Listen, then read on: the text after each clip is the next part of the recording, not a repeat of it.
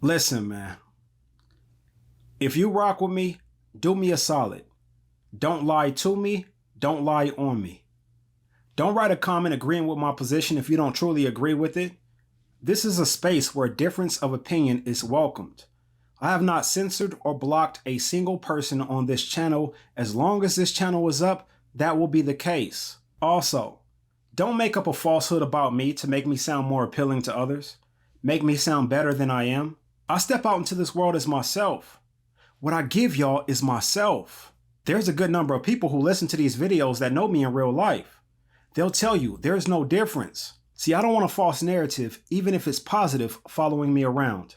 Because if it's not who I am, it will show, and I will make you out to be a liar, and I don't want that for you. Now, there's also people who don't like me, can't stand me, but can't do nothing about me. They don't like me because they don't like hearing the truth. But I don't care about your feelings, I care about your well-being. So I'm always going to speak what I believe to be truth. I'm always going to serve you the shit that you need to hear. And they also will say untruthful things about me. But I'm not worried about their false narratives.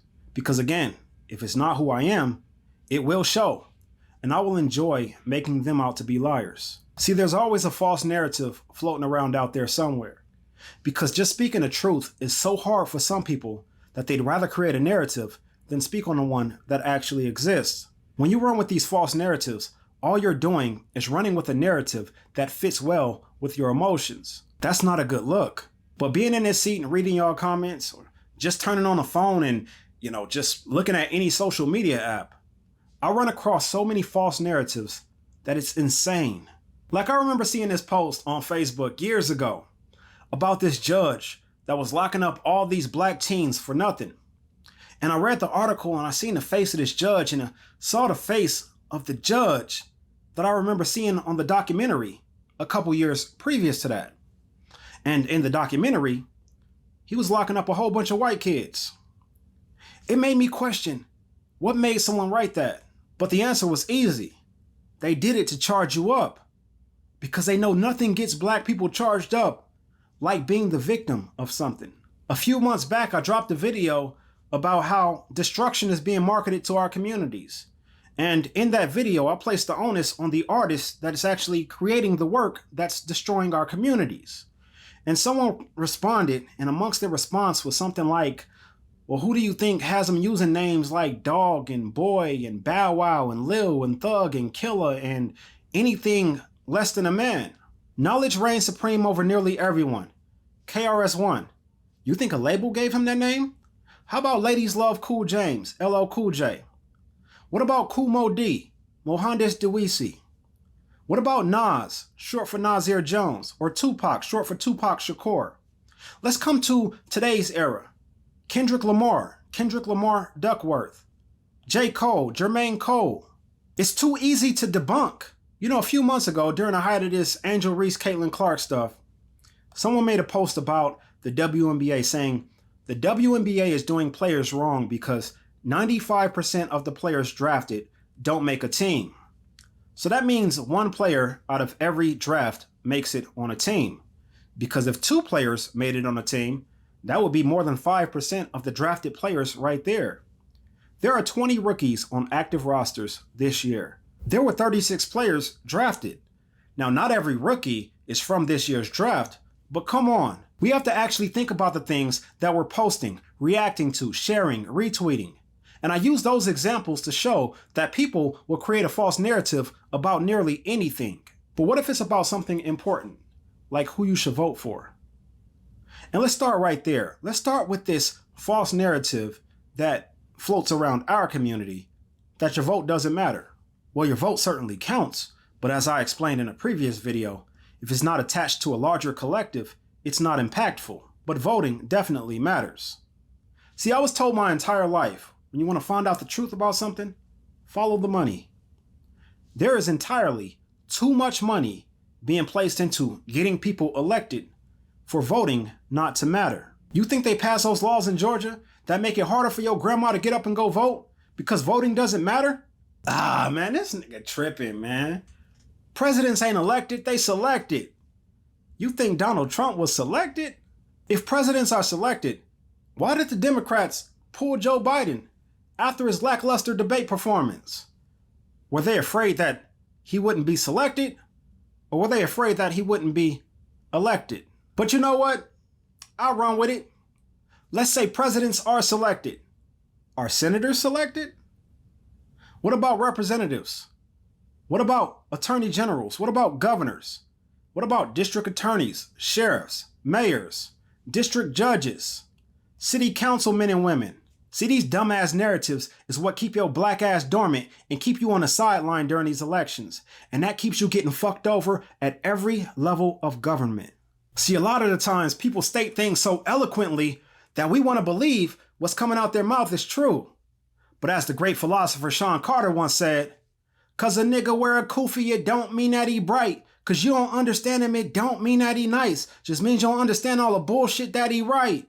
I say all of this to say that it does no good to get people all riled up and rallying behind false information. That's what makes people look like sheep and subsequently look silly. If you're gonna have our people all charged up on some shit, make sure there is truth behind that. But let's keep these false narratives going, because they don't stop there. I touched on it briefly in a different video. This notion that if black people were to vote Republican instead of Democrat, our communities are going to be so much better is false. What black community you know did bad under Obama, then did good under Trump, and did bad again under Biden? All I've ever seen is a steady decline every year, no matter what party's in office. Like black men and women get married at different rates under different leadership. Like our homes stay together for our children under Republicans. Like our children read at different grade levels under Republicans. Like these youngsters in the street put them ooh-ops down because of who's in office. Did y'all forget who was in office from 01 to 08? Or did y'all forget all the shit that happened during that time?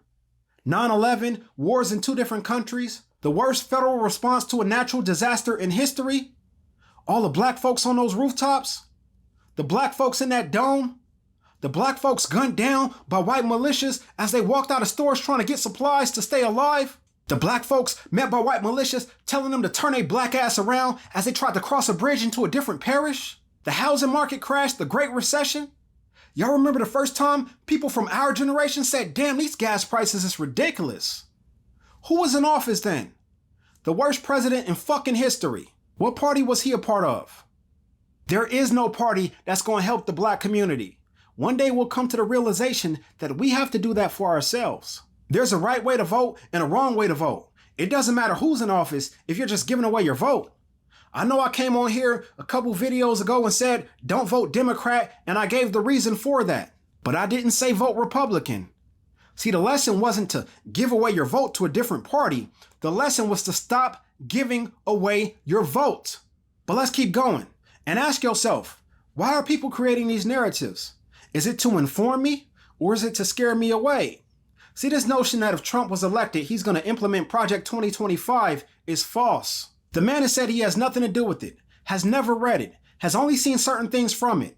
And from what he has seen, some of the things are fine and other things are absolutely ridiculous. But it doesn't speak for him, and he has nothing to do with it. There are plenty of real reasons to explain why you don't want to vote for Trump. You don't have to make up a false one. But let's keep it going.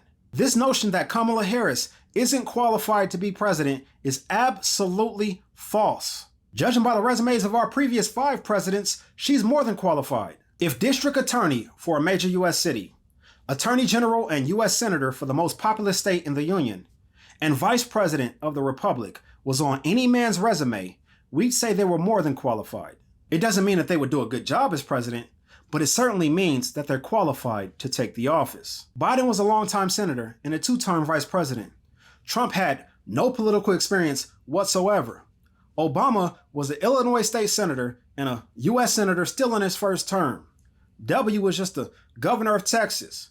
Clinton was the AG and longtime governor for Arkansas. You have to go all the way back to HW to find a presidential resume that is definitively more qualified than Kamala's. 8 years ago, many of us said Hillary Clinton was probably the most qualified woman to be president. She was just a U.S. senator and a secretary of state. Again, there are plenty of real reasons to explain why you don't want to vote for Kamala. You don't have to make up a false one. These false narratives are going to have y'all out here crashing out. Y'all seen what happened after the last election. All the people that were charged up on the election being stolen, something that's not even possible if presidents are selected, but I'll digress. Some of them were so charged up that they went and stormed the Capitol, and they ended up in federal prison for years, rallying behind a false narrative. You have to be able to say when the person that you dislike is right and the person that you like is wrong. Because see, right or wrong shouldn't be determined by who is doing or saying what. It takes very little time to look up the information needed to formulate an educated opinion, less time than it takes to fabricate a false one. I said it before in this video, I'll say it again. It does no good to get people all riled up and rallying behind false information. That's what makes people look like sheep. Subscribe to the channel, man.